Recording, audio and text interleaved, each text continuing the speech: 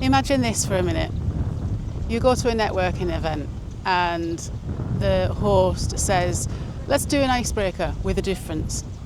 And they say, go around the room, introduce yourself, find out a bit about each other, but you are not allowed to ask or introduce with your name, where you're from, your job, or anything like that. How would you handle that? How would you go into that situation? That happened to me some years ago now, which got me on the thinking about this topic. So this video is about that we are more than our jobs. The last few videos have sort of been flowing together. I talked about creativity and losing it. I talked about finding it again, and that we can have a purpose without it being our job. This is a little bit on from that. I want to go into a bit more depth with it in this video, because there's been a lot of things come up in my life where not being your job has really hit me, and we're also in the thick of it now as we're travelling full-time as a family. So yeah, that's where we're going today. We are more than our jobs. So it's about 6:30. The sun is just about rising here in Bali, and like I said on some of those videos, I've not been able to get on that walk. Today's the day. Fancy joining me to have a walk and chat about this? Come on. So I'll turn you around and I'll show you this walk that I've been subconsciously dreading for some really unknown, bizarre reason. I said on those videos, I think it's probably because Bali's quite influencer heavy, and I didn't want to be part of that. I wanted to be the creator. Oh, I can just see the light in the background there of the sun rising. So this is it, 6:30, and it's fairly quiet. I don't know why I had an issue, because back in Langkawi I did it fine. I think because not everyone does it. It was like, oh, that's just someone with a camera. It's not like, oh, there's another person with a camera. I don't know. Anyway, I'm here and I'm doing it. Yay. All right, so we're more than our jobs. Let's talk about this. I've got some notes here. Okay, yeah, so I have talked about this in the past, a while ago now, and I've mentioned we are more than our labels. So not just our jobs, our labels. Any label we slap on, a name, your lifestyle choices, your job, your relationship status, whether you're married, single, in a relationship, or it's complicated, or whatever, how you eat, you're vegan, vegetarian, all these labels. And I've said in that video that we are more than those labels, we're what's underneath. So I'll link that video because it's quite a long one, but it is in chapters, so you can go and skip it. So I'll link that one down there too. When I first came across this, I was, God, how many years ago? Well, I was a physio, so I was and I'd left, so it must have been about 2017-ish. I'd had my first child. Basically what happened was, I was a physio in the NHS. I left there and went to work in a private company for brain injuries. So I did that for about a year before I fell pregnant. Then had some time out, didn't go back to that job. And when money got tight, I had to find another job. And so I ended up working in Sainsbury's. This Sainsbury's was in the same town that I worked as a physio, and it was literally over the road. So, same town, same people, use that quite often, that supermarket. Colleagues, patients, the lot. So I give myself a bit of a talking to before I even went in, saying, what if I see somebody? Oh my God, I've gone from physio to this. And I went through all those emotions, and I was like, it's fine. And I started to think then, I'm more than my job. And the inevitable happened. A colleague spotted me one night. I was working nights. And she came over, and even though I'd had that pretense in my head, I went bright red. Just the embarrassment, right? Even though there's nothing to be embarrassed about. And After that, typical me, I delved into it a little bit more, and I was like, come on, Carrie, you are more than this. You're more than your job. You're more than which uniform you put on every day. You know, you're more than this, and it doesn't matter. And I started to tell myself this over and over again and start reforming my beliefs. Change the belief that you are your job to you are not your job. And that was massive for me. Fast forward then, and we have been travelling full time and world schooling our kids as we go for just over 6 months now. And I want to talk a little bit about being the wife of the husband, of the dad, doing this. It's not easy, you know. Our circumstances, we had a house to sell. We sold it straight away. We lost it, lost the sale. And we lost the sale about halfway through, about like 6 months into the year. So we put it on the market. And, let's show you this. It's lots of ceremonies going on at the minute for Independence Day, which is on my birthday on Monday. So let's see what they're doing here.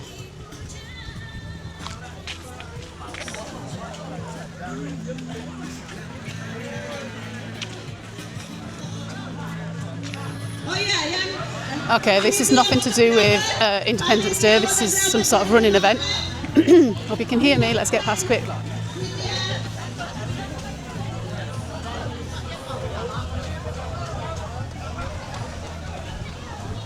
So yeah,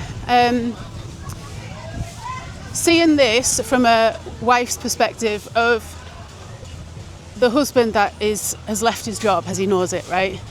So we lost the sale, but we were imminent. We were waiting for them to get removal dates. So, and because we didn't have much childcare support, we homemade. It's not like they were in school where I could get on with things. Richard, my husband, he left work before we signed the contracts, which I know is not right, but because we were all imminent, like it was supposed to be happening, and then just never came, so we pulled out. So what happened was he left work to help with everything because we had to sell the last bits of stuff, right? Beds and things. So he left work in the May, and then it fell through, and then we ended up living off the money from the stuff we sold for the next 6 months. That money didn't come travelling with us. Anyway, so he was off work from May, so he's been finished work now for over a year, and it's really been telling to see the challenges he's gone through. And you know, I put this to how it must feel for the men to retire. And I say men, you know, it's mostly because men work constantly, right? The woman takes a break. For a certain amount of time, the woman takes a break. So for men, I feel you, you know, I see you, I hear you, I know this is hard. And I think for us as women, we have to acknowledge this. It's not easy working many years and then stopping. And even if it is for a good thing, you can work for many years and have to stop because of illness or something, right? But you can also stop for what you perceive to be a good future, a better future, a retired future with hopefully a spouse to share it with, or family to help bring up or whatever. We did it to travel. We did it to be together as a family. So it was a good reason. But that turmoil that my husband went through, you know, he worked in forestry on machines. He drove a forwarder. That's the grabby machine that picks up all the wood and piles it up. So he drove that, and very mechanically minded, not very tech minded. And with the way the world is, you know, if you're going to do any sort of travel, it has to be that you need a remote job, right? So we went and did a business course with the aim to set up an online business, two like online businesses, to help fund our travels. And we spent a lot of time on this, a lot of time and effort and energy, and Richard's undiagnosed neurodivergent, so he hyper-focused on this. And yeah, I saw him struggle. I saw him struggle with, I'm not doing anything, I'm not providing. You know, that real masculine energy that is innate. It is innate in the masculine to provide, right? And I guess he must have felt that that was dropping away, and a loss of control. And what are we going to do? You know, we had the house sale, we had funds, we had savings. It wasn't a necessity right now. So he beat himself up, really, and tortured himself, imprisoned himself with it all. And then fast forward now to 6 months later, and, you know, the last few months he's really focused on investing that money instead of blowing it all on, you know, using the savings to live off. He's trying to accumulate that, and he's done really, really well. And for him to admit he's done well is such a turning point. You know, going from what the hell am I going to do, how am I going to support and provide my family, to actually, I've done all right this month. We're okay. If we keep going like this, we'll be all right. And I just want to applaud him for that. And because when you talk about doing this, I'm going to sit down here because this sunset is lovely. Because doing this, everybody wants to ask, how can you do it? How can you afford it? Everyone knuckles in on the financial side. And Richard has a channel, Britain to Beyond, and he's sort of pivoted towards talking about that now. So if you want to know about this financial freedom we've found and how he's gone from a machine forest worker to now being online and doing it, then you can check him out. Can you see that? Look at that. Lovely. So that's a little bit about where we are, and seeing it from a woman's perspective of watching the guy, the husband, the dad, realise he's more than all those hours and effort that he put in, and there is another life out there. And I want to take this on a little bit further in another video, where we're realising with this new lifestyle, it takes a lot to adjust. You know, you break out of the system, whatever, but we were finding we were imprisoning ourselves, like a prison, from our mind. You know, this we've got to do. So I'm not going to go into that this time because that's another video. I'm just checking I've got everything covered, yeah. So let me ask you this. What would you ask those people in that networking event? If you didn't ask what their name was, where they're from, how many kids they've got, what job they have, what would you ask them? For me, I would ask, what lights you up? And just pause and not just listen to the words. Really pay attention to their demeanour and their energy and how their face lights up as they talk about it. I'm more than my job.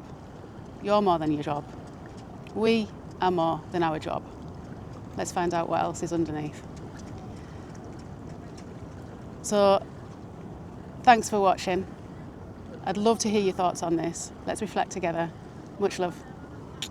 Bye for now.